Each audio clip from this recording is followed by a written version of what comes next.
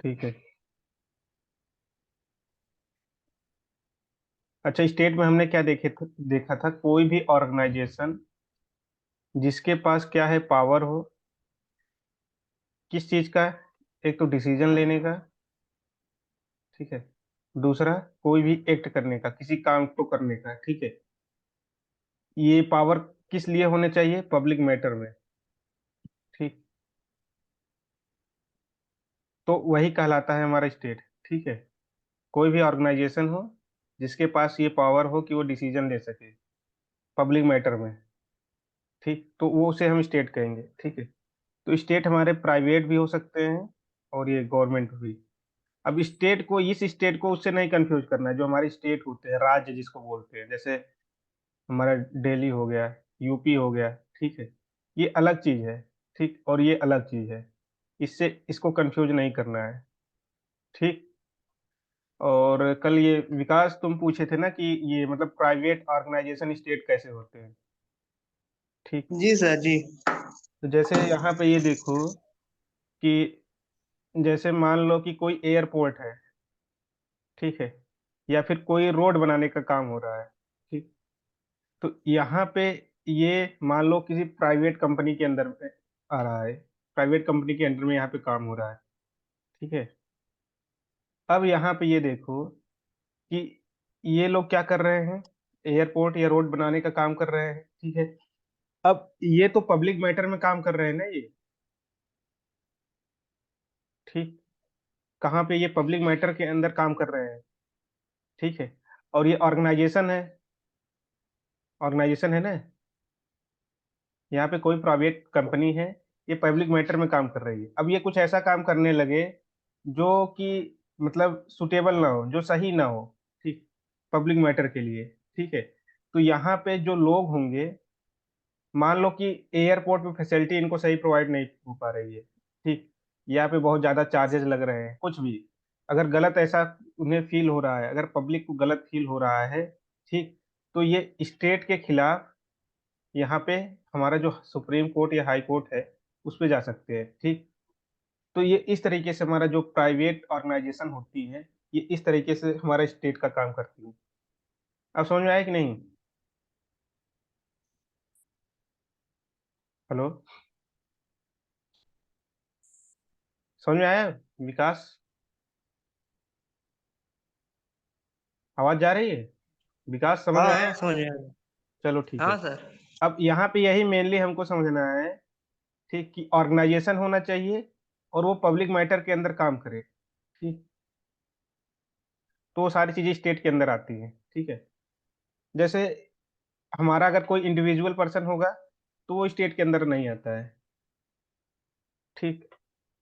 और जो हमारी कोर्ट्स होती हैं, ठीक, कोर्ट्स जो मतलब जैसे हाई कोर्ट हो गई, सुप्रीम कोर्ट हो गई, ये टोटल स्टेट नहीं होती, ये कंप्लीट स्टेट नहीं है, ठीक। ये पार्शियल स्टेट होती हैं। इसको केवल यही समझना है, इतना ही समझना है कि ये कंप्लीट स्टेट नहीं होती हैं, ये पार्शियल स्टेट होती है, या इसी को हम लोग सेमी स्टेट कह सकते हैं, ठीक। कंप्लीट स्टेट नहीं है, सेमी स्टेट है ये, ठीक है। ये समझ में आया? चलो ठीक है। यहाँ पे एक डिफिनीशन देख लेते हैं कि आर्टिकल यहाँ पे उसके अंदर हमारा क्या डिफिनीशन दी हुई है।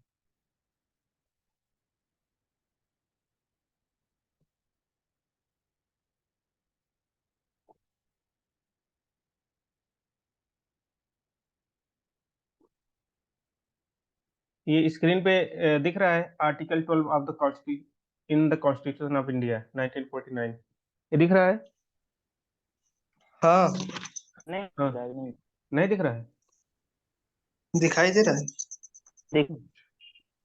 ठीक है, ये देखो, यहाँ पे नीचे की तरफ देखो, article 12 in the constitution of India 1949।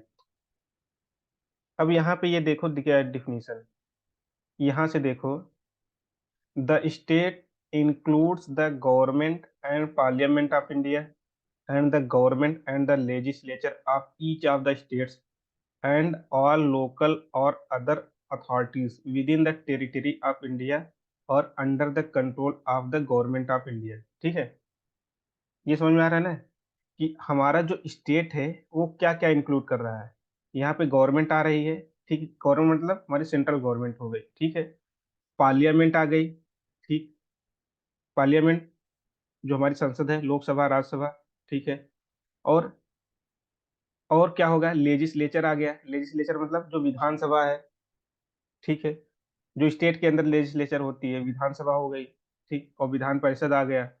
फिर स्टेट की जो गवर्नमेंट है वो आ गई, ठीक है।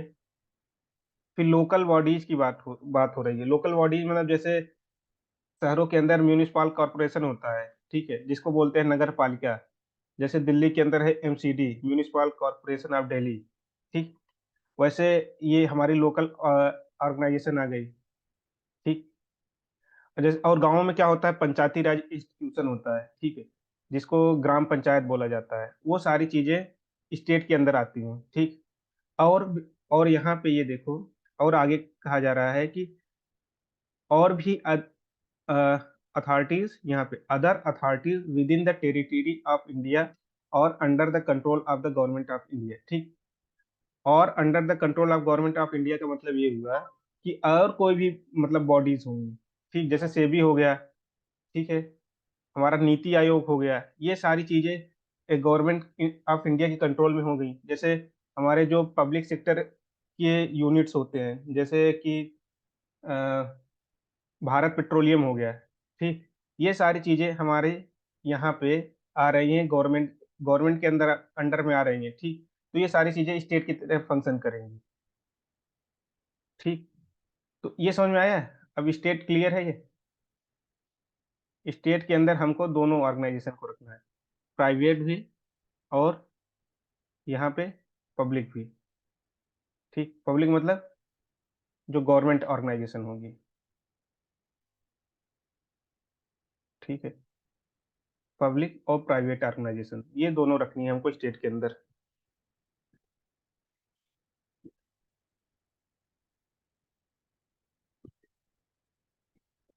ठीक। अब यहाँ पे पब्लिक के अंदर क्या आ गया है, हमारी पार्लियामेंट आ जाएगी, ठीक। और क्या, सेंट्रल गवर्नमेंट आ गई, ठीक। स्टेट के अंदर देखेंगे, स्टेट के अंदर हमारा क्या आ गया, लेजिस्लेचर, ठीक है। और हमारी जो स्टेट गवर्नमेंट्स होती है वो आ गई, ठीक है, ये हुआ। लेजिस्लेचर आया, स्टेट गवर्नमेंट्स आ गई, हमारी लोकल बॉडीज आ गई, जैसे म्यूनिसिपल कॉर्पोरेशन और पंचायती राज,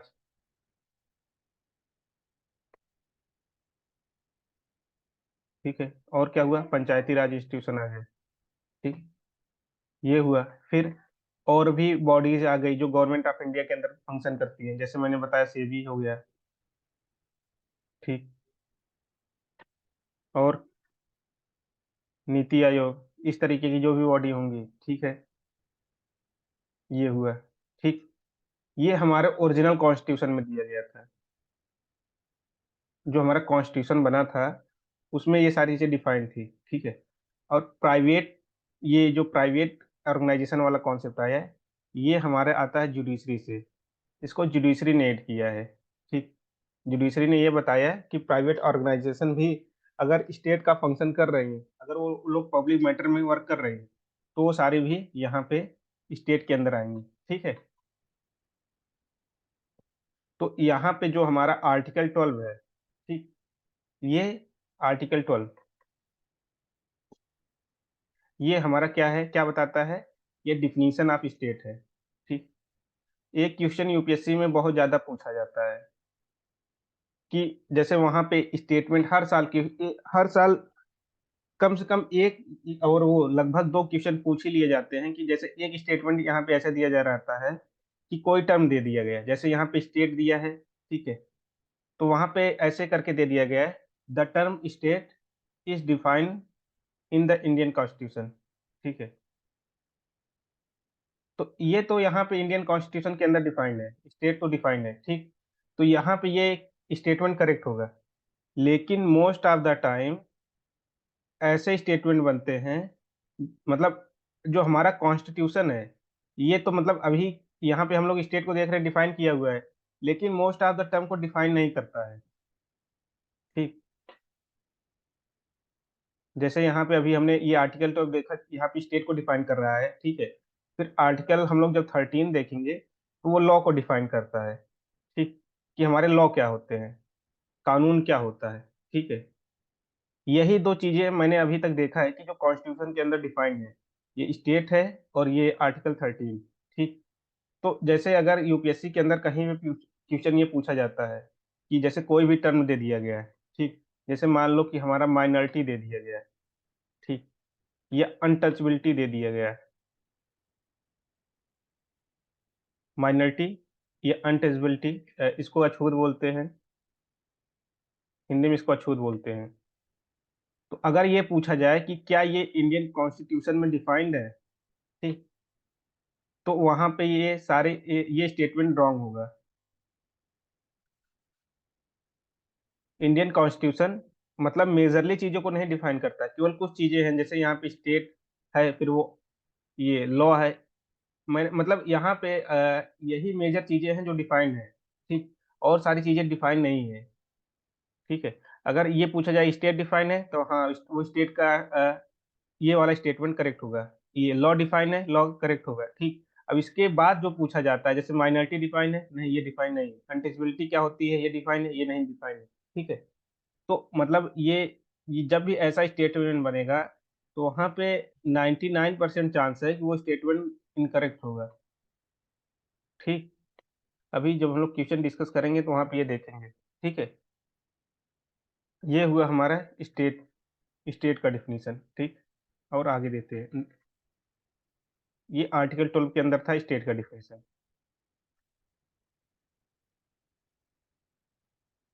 ठीक है। अब आर्टिकल 13 देखते हैं, आर्टिकल 13 क्या है, ठीक। आर्टिकल 13 हमें बताता है, यहाँ पे लॉ की डिफिनीशन दी गई है कि लॉ क्या होते हैं, ठीक, कि कानून हमारा क्या है, ठीक है। अब यहाँ पे ये कहा गया है आर्टिकल 13 के अंदर कि कोई भी लॉ, एनी लॉ, ठीक, या एक्ट, ठीक है। इसको अच्छा अभी केवल लॉ से समझते हैं, एक, कोई भी लॉ जो पार्लियामेंट के द्वारा बनाई गई हो या जो प्रचलन में हो, ठीक है। कोई भी लॉ जो पार्लियामेंट के द्वारा बनाई गई हो या प्रचलन में हो, मतलब पहले से ही चली आ रही हो, अगर वो हमारे फंडामेंटल राइट्स का वायलेशन करती है, ठीक है, फंडामेंटल राइट का वायलेशन करेगी या इसको कॉन्ट्राडिक्ट करती है, ठीक। फंडामेंटल राइट्स का हमारा वायलेशन कर रही है, मतलब ये फंडामेंटल राइट्स के अगेंस्ट है, ठीक है। जो हमारा आर्टिकल 12 से 35 में दिया गया है हमारा फंडामेंटल राइट, अब कुछ ऐसा लॉ बना दिया गया पार्लियामेंट के द्वारा, कोई ऐसा लॉ बना दिया गया कि ये इसके अगेंस्ट में है। 12 से 35 तक जो हमारा फंडामेंटल राइट है, यहाँ पे इसके अगेंस्ट में है। जैसे मान लो कि कोई ऐसा लॉ बना दिया गया है, ठीक, जैसे यहाँ पे हमारा जो आर्टिकल 19 है, ठीक है, वहां पे हमको बोलने की आजादी दी जाती है, राइट टू स्पीक, ठीक। अब कुछ ऐसा लॉ बना दिया गया कि जो इसके अगेंस्ट में है, कि आप बोल नहीं सकते, ठीक है। राइट टू स्पीक है, वहां पे ऐसा कुछ बोल दिया, लॉ बनाया गया कि आप बोल नहीं सकते, तो ये हमारे फंडामेंटल राइट का वायलेशन हो रहा है, ठीक है। तो ऐसे लॉ क्या हो जाएंगे, नल एंड वाइड हो जाएंगे, मतलब रद्द हो जाएंगे, अपने आप ही रद्द हो जाएंगे, ठीक। तो यहाँ पे ये समझना है कि कोई भी लॉ अगर हमारे फंडामेंटल राइट का वायलेशन कर रहा है तो वो नल एंड वाइड हो जाएगा, ठीक है। अब यहाँ पे जैसे लॉ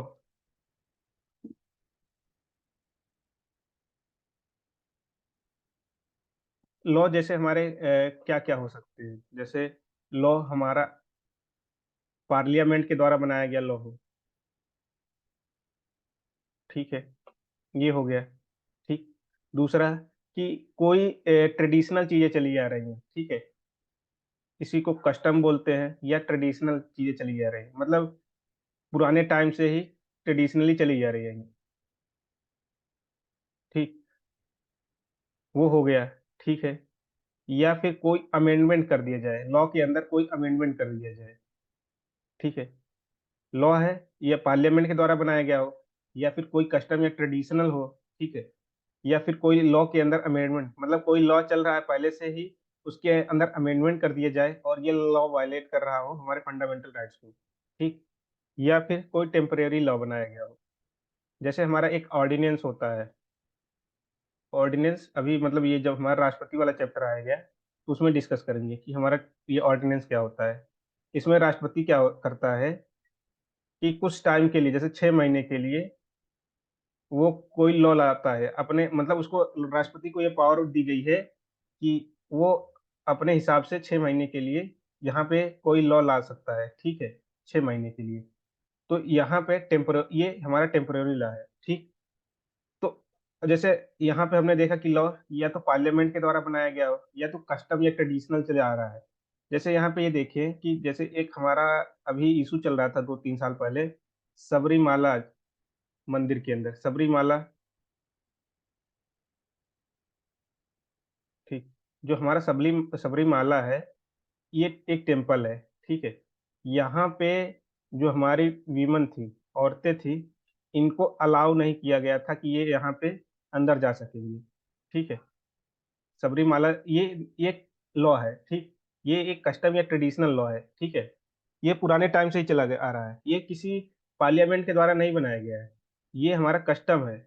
ठीक है, रीति रिवाज जिसको बोलते हैं हिंदी में। ठीक, ये उसी से चला आ रहा है। ठीक है, अब यहाँ पे सबरीमाला के अंदर ऐसा कहा गया है कि ये लोग सबरीमाला के अंदर यहाँ पे एंट्री नहीं हो सकती, मंदिर के अंदर महिलाओं की एंट्री नहीं हो सकती। ठीक है, ये कहा गया है। ठीक है, अब ये हमारा वायलेट कर रहा था फंडामेंटल राइट को। ठीक, यहाँ पे ये हमारा फंडामेंटल राइट को वायलेट कर रहा था। ठीक है, तो यहाँ पे इस वजह से यहाँ पे ये जो सबरीमाला टेम्पल के अंदर महिलाओं की एंट्री को जो रोका जा रहा था, ठीक, ये एंट्री को रोकने का काम नल एंड वाइड हो गया। ठीक है, क्योंकि ये हमारा फंडामेंटल राइट का वायलेशन कर। ठीक, तो ये समझ में आ रहा है ना, कस्टम ट्रेडिशन। ठीक है, अब यहाँ पे फिर से एक बार फिर से देखते हैं कि क्या है लॉ, क्या है। ठीक है, तो जैसे हम लोग आर्टिकल 13 देखें। ठीक, तो उसमें ये कहा गया है कि कोई भी लॉ हो गया। ठीक है, कोई लॉ। ठीक है, या तो कस्टम हो गया या ट्रेडिशन हो गया। ठीक, एक मिनट।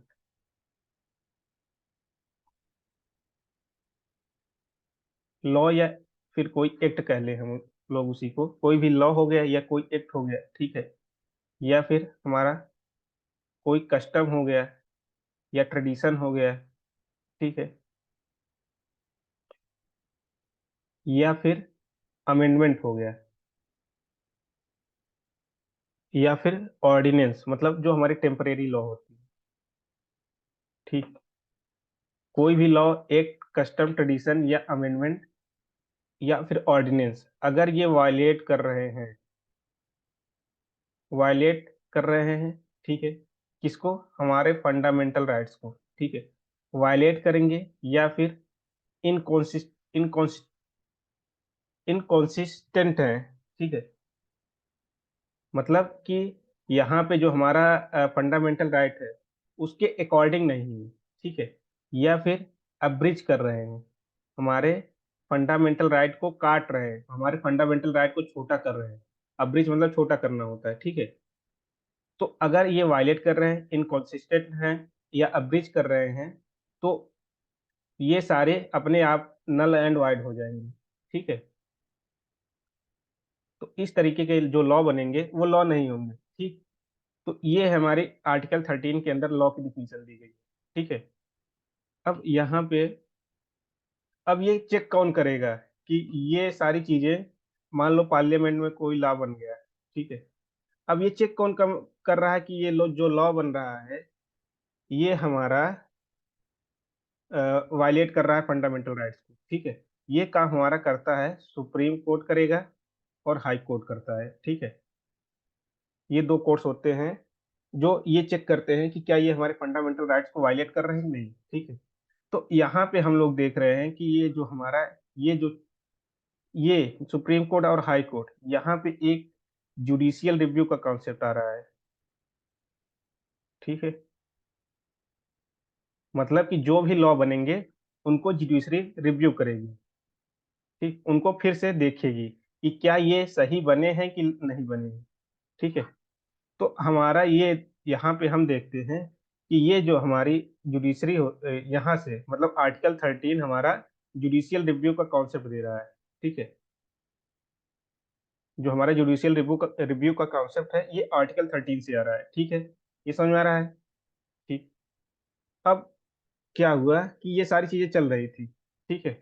फिर 1973 में एक केस बताया था ना, केशवानंद भारती जजमेंट।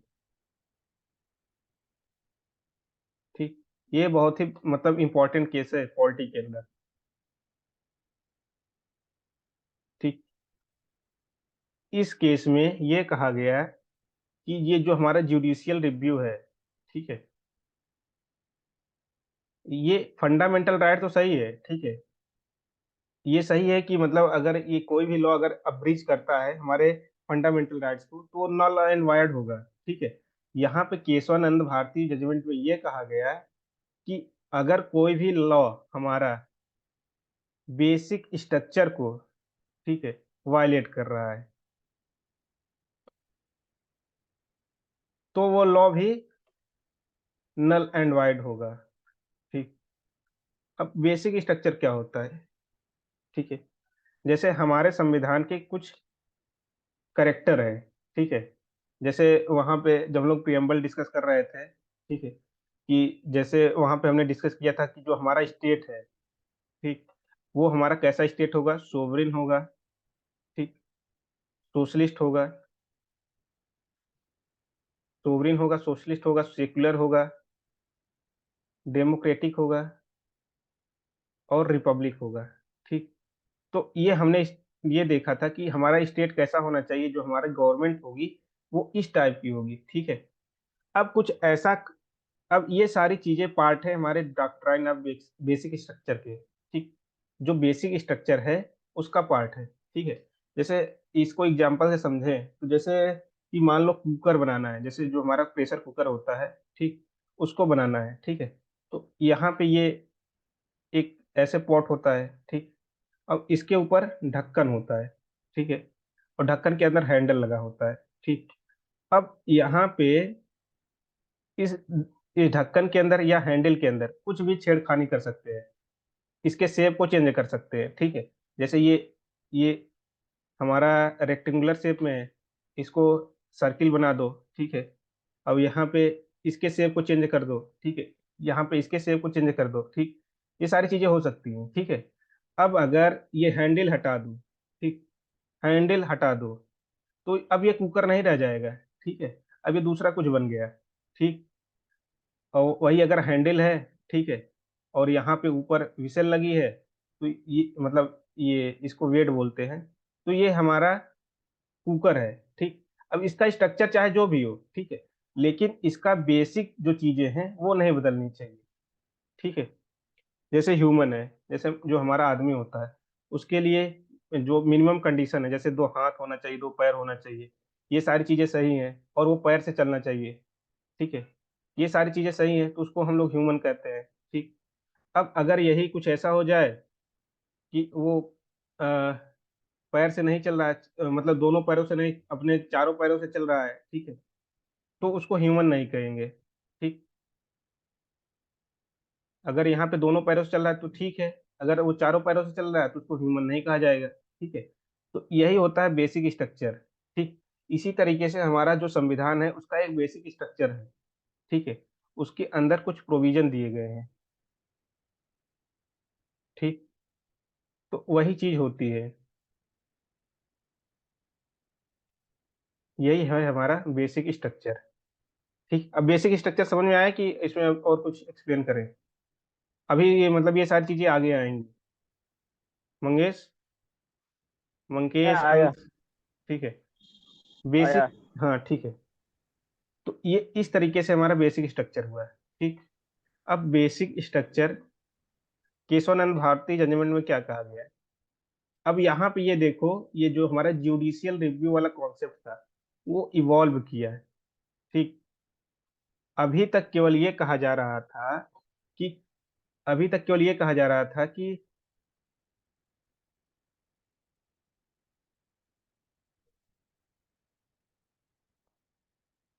हमारा जो लॉ होगा, अगर लॉ किसको वायलेट कर रहा है, लॉ किसको वायलेट कर रहा है, हमारे फंडामेंटल राइट्स को, तो वो नल एंड वाइड होगा, मतलब वो रद्द हो जाएगा।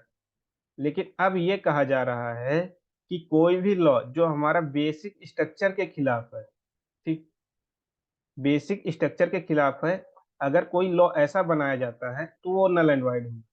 ठीक है।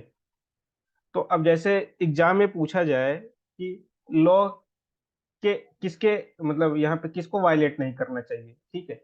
तो अगर जैसे ऑप्शन में यहाँ पे दिया है कि जैसे मान लो कि फंडामेंटल राइट्स हो गया, ठीक है, प्रियम्बल हो गया, ठीक, हमारा फिर आता है डीपीएसपी हो गया, फिर क्या आ जाएगा हमारा, मान लो बेसिक स्ट्रक्चर डॉक्ट्राइन आ गया।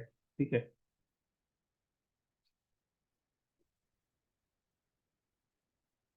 ठीक।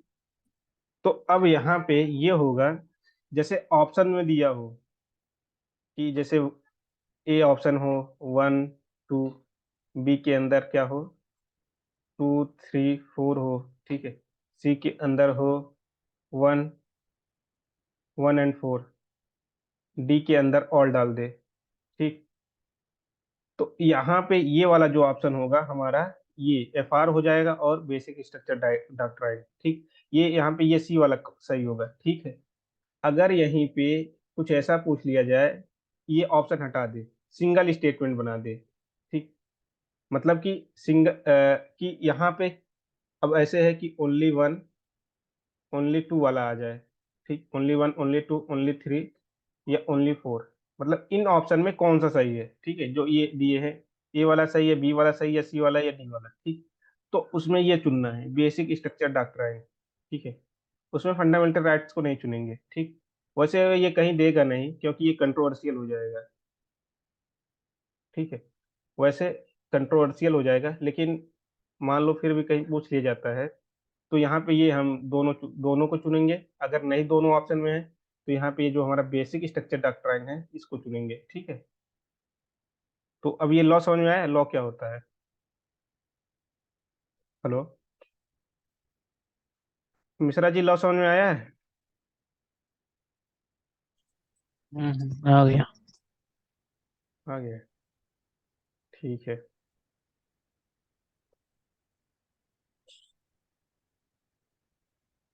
इसको देखते हैं कि कॉन्स्टिट्यूशन के अंदर क्या लिखा गया है।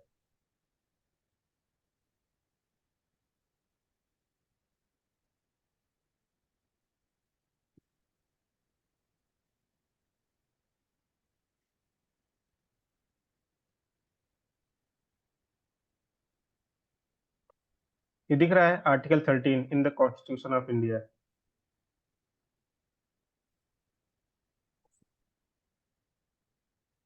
हेलो। हम्म। ठीक। ये दिख रहा है ना, article 13 in the constitution of India 1949, जहाँ पे ये मेरा कर्सर जा रहा है। हाँ दिखाई आ दे रहा गया। है। ठीक है। अब यहाँ पे ये देखो,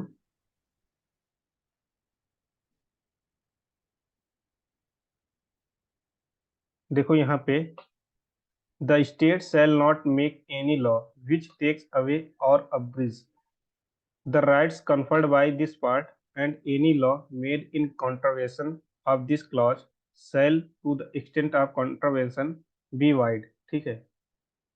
तो यहाँ पे ये कहने का मतलब ये है कि अगर कोई भी लॉ ऐसा बनाया जा रहा है, ठीक, कि जो हमारे फंडामेंटल राइट्स का वायलेशन करेगा, ठीक है, वो नल एंड वाइड हो जाएगा। ठीक। जो अभी हमने समझा उसको। ठीक है। तो अगर इसका स्क्रीनशॉट लेना हो तो ले लो, नहीं तो वो हम लोग मतलब इसको एक्सप्लेन कर ही चुके हैं। ठीक है। अब हम लोग यहाँ पे ये हमारा आर्टिकल 13 कंप्लीट होता है। ठीक। अब आर्टिकल 14 देखते हैं कि आर्टिकल 14 क्या है। ठीक है। यहाँ पे अच्छा देखें तो जो हमारा फंडामेंटल राइट्स है, ठीक, फंडामेंटल राइट्स को 6 पार्ट में डिवाइड किया गया है।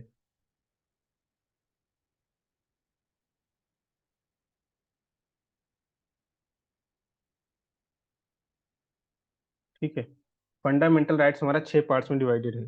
ठीक है, अब यहाँ पे एक एक करके डिस्कस करते हैं। तो जैसे हमारा जो पहला पार्ट है, ठीक, वो है राइट टू इक्वालिटी। ठीक, पहला पार्ट हमारा है राइट टू इक्वलिटी। ये आता है हमारा आर्टिकल 14 से लेकर के आर्टिकल 18 तक। ठीक, अभी तक हमारा फंडामेंटल राइट नहीं शुरू हुआ था। ठीक है, 12 में क्या था, स्टेट की डिफिनीशन थी। 13 में क्या थी, आर्टिकल 13 में लॉ की डिफिनीशन थी। अब यहाँ से आर्टिकल 14 से हमारा फंडामेंटल राइट शुरू होगा। ठीक है, तो अब यहाँ पे हमारा जो फंडामेंटल राइट्स है वो 6 पार्ट में डिवाइडेड है। ठीक है, इसको समझते हैं। उसमें से जो पहला वाला है वो है हमारा राइट टू इक्वलिटी। ठीक है, तो अब राइट टू इक्वलिटी 18, ये आर्टिकल 14 से लेके 18 तक, ठीक, जितने भी राइट्स आएंगे उनको राइट टू इक्वलिटी के अंदर रखा गया है। ठीक है, ये हमारा पहला वाला है। ठीक, ऐसे 6, ऐसे 5 और हैं, तो यहाँ पे एक एक करके हम लोग डिस्कस करेंगे। तो यहाँ राइट टू इक्वलिटी में हम लोग सबसे पहला आर्टिकल देखते हैं, आर्टिकल 14। ठीक, ये क्या कह रहा है, हमारा आर्टिकल 14 क्या कह रहा है। ठीक, तो आर्टिकल 14 कह रहा है यहाँ पे, ये है equality before law and equal protection of law. ठीक, ये क्या है, इसको समझते हैं। अब यहाँ पे ये कहा जा रहा है इक्वलिटी बिफोर लॉ। ठीक है, मतलब लॉ जो है सबके लिए इक्वल होगा। ठीक है, लॉ जो है सबके लिए इक्वल होगा। और आगे क्या कह रहा है, और लॉ जो है सबको, यहाँ पे जो लॉ लॉ है सबको इक्वली प्रोटेक्ट करेगा। ठीक है, लॉ सबके लिए इक्वल है और लॉ जो है सबको इक्वली प्रोटेक्ट करेगा, ये बात हुई। ठीक है, इसको समझते हैं। यहाँ पे ये दोनों अलग अलग कॉन्सेप्ट है, इक्वलिटी बिफोर लॉ और and equal protection of law, ये दोनों अलग कॉन्सेप्ट है। ठीक है, अब एक एक करके देखते हैं यहाँ पे कि हमारा इक्वलिटी बिफोर लॉ क्या होता है। ठीक,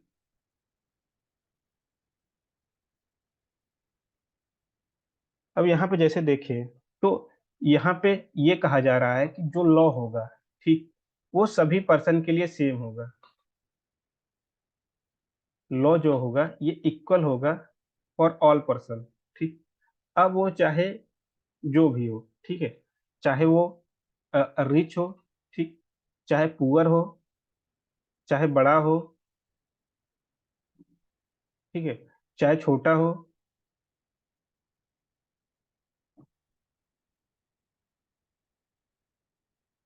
ठीक,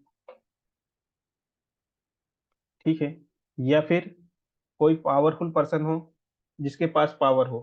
ठीक है, या फिर कोई चाइल्ड हो या वीमन हो, लॉ जो है सबके लिए सेम होगा। ठीक, यहाँ पे कोई रिच हो, पुअर हो, इल्डर हो, यंगर हो, ठीक, जो हमारा लॉ होगा ये सबके लिए सेम होगा। ठीक है, तो यहाँ पे जो हमारा इक्वलिटी बिफोर लॉ है ये सबके लिए सेम है। ठीक, मतलब ऐसा नहीं है कि किसी पर्सन के लिए, किसी चीज के लिए अलग लॉ लॉ है और दूसरे पर्सन के लिए अलग लॉ है। जैसे मान लो कि अगर कोई पर्सन है, उसने कर दिया मर्डर, ठीक, अगर मान लो कि वो रिच है, ठीक है, उसकी पावर है कुछ, ठीक, तो इसके लिए अलग लॉ होगा, मान लो इसको कम सजा मिलेगी। ठीक, और कोई पर्सन नॉर्मल पर्सन है, ठीक है, उसने ये काम कर दिया है, ठीक, तो उसके लिए ये अलग अलग लॉ होगा, ऐसा नहीं होगा।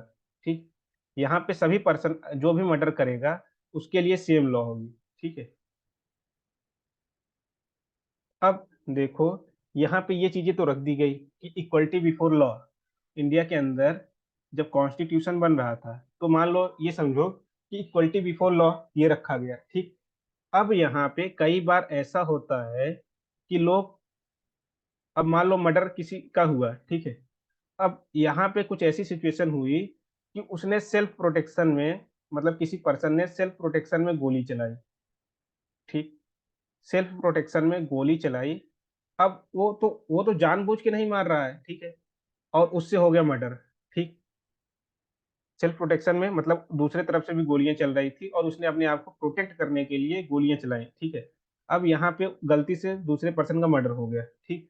तो क्या अब दोनों के लिए, मतलब इक्वलिटी बिफोर लॉ में, तो यहाँ पे दोनों पर्सन के लिए तो सेम लॉ है, ठीक है। मतलब कोई नॉर्मल पर्सन अगर मर्डर कर रहा है जानबूझकर, और यहाँ पे गलती से मर्डर हो गया, ठीक है, तो क्या अब ये दोनों के लिए सेम वर्क करेगा, ठीक। तो इक्वलिटी बिफोर लॉ में तो ये तो चीजें सेम है, ठीक है, कि यहाँ पे तो भाई सेम लॉ होना चाहिए, ठीक। तो अब ये तो गड़बड़ हो गया, ठीक है। अगर मान लो कि कोई बच्चा है, बच्चे ने जानबूझ के, मतलब बच्चे जैसे 18 साल से कम को जुवेनाइल बोला जाता है, मतलब माइनर बोला जाता है, ऐसा कहा जाता है कि उनका भी माइंड उतना डेवलप नहीं हुआ है, ठीक। अगर इन्होंने कोई गलती से कुछ काम कर दिया, तो क्या इनके लिए भी वही सजा होगी, इनके लिए भी वही पनिशमेंट होगा, ठीक। अब यहाँ पे तो गड़बड़ हो गया, ठीक है। तो अब इंडिया के अंदर जो मतलब हमारे फोर फादर्स थे कॉन्स्टिट्यूशन को जो बना रहे थे, ठीक है, उन्होंने ये इस चीज को समझा, ठीक। तो उन्होंने इक्वलिटी बिफोर लॉ के साथ साथ एक और कॉन्सेप्ट जोड़ा। वो कॉन्सेप्ट था इक्वल प्रोटेक्शन ऑफ लॉ, ठीक। इक्वल प्रोटेक्शन ऑफ लॉ, ये चीजें जोड़ी गई, ठीक है। अब यहाँ पे ये क्या